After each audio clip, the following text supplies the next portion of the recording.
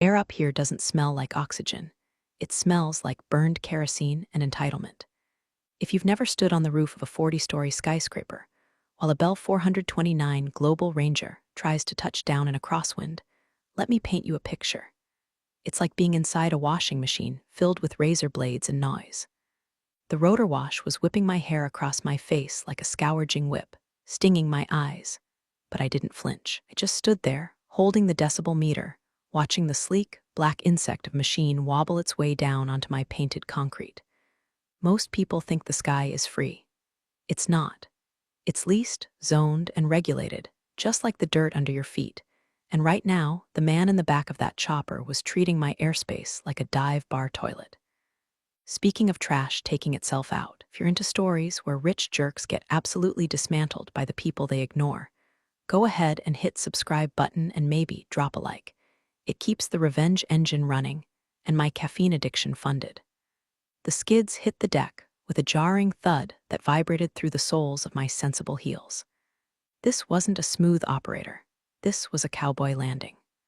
The turbine whine began to spool down, dropping from a scream to a high-pitched whistle that drilled right into your molars. The side door slid open before the rotors had even stopped spinning, a massive safety violation, by the way, and out stepped God's gift to venture capital. Let's call him Sterling, because of course his name would be Sterling. Sterling was the CEO of Ascenzi's Tech, a company that ostensibly made synergistic cloud-based optimization tools, which is corporate speak for we fire people using an algorithm. He was wearing a suit that cost more than my first car, and he looked like he'd been manufactured in a lab that specialized in teeth whitening and arrogance. He didn't step down, he descended. I checked the decibel meter, 115 dB.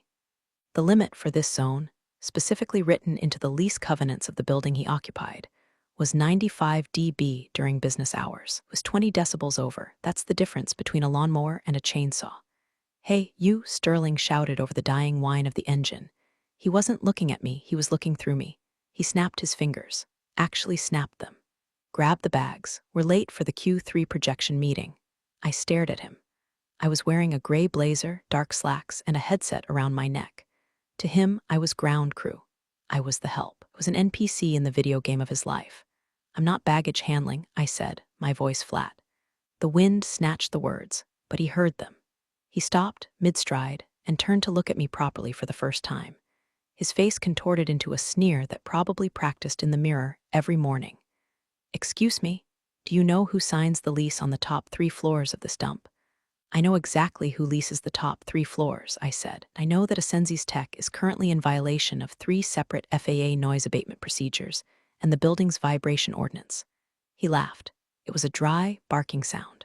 "Oh, cute. The clipboard girl has a rulebook. Listen, sweetheart, I don't have time for bureaucratic foreplay. My pilot needs a refuel. Make it happen. And get someone to carry these bags, or I'm calling your supervisor and having you scrubbing toilets in the basement by noon." Threw a leather satchel at my feet. It landed with a heavy, expensive thud. I looked at the bag, then I looked at him. The rage that lives in my chest, the cold, hard knot that's been there for 5 years, tightened just a fraction. This wasn't just about rudeness. It was about the reckless speed, the corner cutting, the belief that physics and laws apply to little people. It was the same attitude that killed Mark. "You're unregistered for a refuel," I said, stepping over his bag. "This is a drop-and-go pad. No loitering." "I own this building," he screamed, his face turning a lovely shade of hypertensive red. "Metaphorically speaking, my rent pays for the concrete you're standing on. Now move." He brushed past me, his shoulder checking mine hard enough to make me stumble. He didn't look back. He marched toward the roof access door, punched the code, which he shouldn't have had, meaning someone in security was getting fired, and vanished into the stairwell. I stood alone on the windy roof. The pilot, a young guy who looked terrified, was still in the cockpit, going through his shutdown checklist with shaking hands. He knew that approach was garbage. He knew they were flying too heavy and too fast. I pulled out my phone. I didn't call a supervisor. I didn't call maintenance. I opened a file named Ascenzi's Lease Audit V4, PDF, and scrolled to Article 14, Section C, Aviation Privileges and Revocation. "Third unregistered landing this week," I muttered to myself. I took a photo of the helicopter's tail number, N449 at. Then I took a photo of the leather bag sitting on the deck. A junior staffer from the maintenance crew, a kid named Leo, popped his head out of the access hatch a moment later. He looked at the bag, then at me. "Jesus, Alexis," Leo said, shivering in the wind. "Guy flies in like he owns the sky. You want me to bring his bag down?" "No," I said, staring at the sleek black helicopter. "Leave it. If he wants it, he can come get it." And Leo, yeah, start a log, every landing, every decibel reading. Every time he misses a radio check. I want it all timestamped. "You going to report him to the building manager?" Leo asked, confused. I smiled. It wasn't a nice smile, something like that. Didn't tell Leo that the building manager reports to the asset management VP, who reports to the director of operations, who reports to me. I didn't tell him that the dump Sterling complained about was the crown jewel of a portfolio I'd spent a decade building out of blood money and grief. Sterling thought he was yelling at a tech. He had no idea he just declared war on his landlord. The wind howled, smelling of ozone and impending doom. I took a deep breath. It smelled like victory. To understand why I didn't just evict Sterling the moment he threw his bag at me, you have to understand the ghost that lives in the contract. 5 years ago, I wasn't the owner of the Skyline. I was Alexis, the fiancée of Mark Roeder Davidson. Mark was a medevac pilot. He was the kind of guy who had hydraulic fluid under his fingernails and a smile that could light up a rainy tarmac. He didn't fly for CEOs, flew for trauma centers. He moved organs, accident victims, life itself. We were 2 weeks away from our wedding. I had the dress fitting scheduled. We had put a deposit down on a little house in the suburbs, nothing like the glass and steel monsters I own now. Then came the disruptors.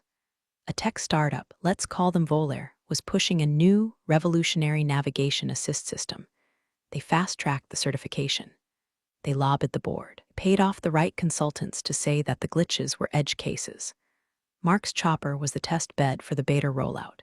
He told me it was glitchy. He told me the altimeter lagged. He filed reports. The company, Volair, told his supervisors he was resistant to innovation. They threatened his contract, so he flew. He was coming in for a landing at General Hospital on a foggy Tuesday. System calibrated the rooftop deck at 50 feet higher than it actually was. The computer overrode his manual input. Safety lockout, they called it. He flew into the side of the building at 140